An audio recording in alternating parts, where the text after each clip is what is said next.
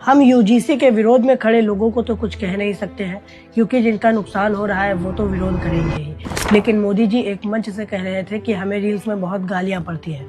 कोई ना मोदी जी, हम आ गए हैं तारीफ करने के लिए, क्योंकि आपने और आपकी सरकार ने इस बार काम ही तारीफ करने योग्य किया है।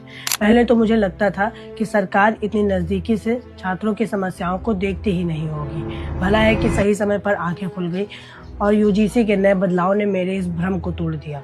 चाहे लोग जितना कहें कि अब कहाँ होता है एसटी, एससी, ओबीसी और मुस्लिम छात्रों के साथ रेसिज्म, अब तो रैगिंग भी बंद हो गई है। लेकिन ये कोई ग्राउंड रियलिटी नहीं है। मैं तो यूनिवर्सिटी और कॉलेज में जाकर छात्रों से मिलता रहता हूँ। छात्रों ने मुझे बताया कि रेसिज्म तो कॉलेज में एंट्री लेने से ही शुरू हो जाता है, जब वो एडमिशन का फॉर्म जमा करते हैं।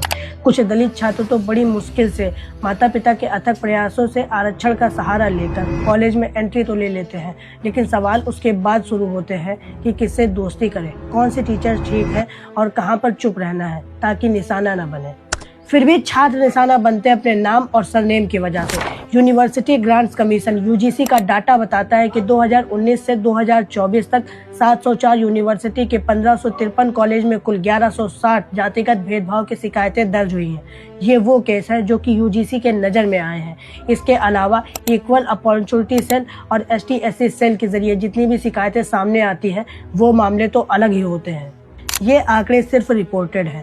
असल में प्रभावित छात्रों की संख्या इससे कहीं ज्यादा है। कई छात्र तो डर, शर्म और आत्मविश्वास की कमी से शिकायत नहीं करते हैं और कई मामलों में छात्र आत्महत्या तक कर लेते हैं। तभी तो हमें कभी रोहित वेमुला, तो कभी दर्शन सोलंकी, तो कभी पायल ताड़वी, तो कभी आयुष आसना, तो कभी अनिल कुमार जैसे नाम सुनाई देते हैं।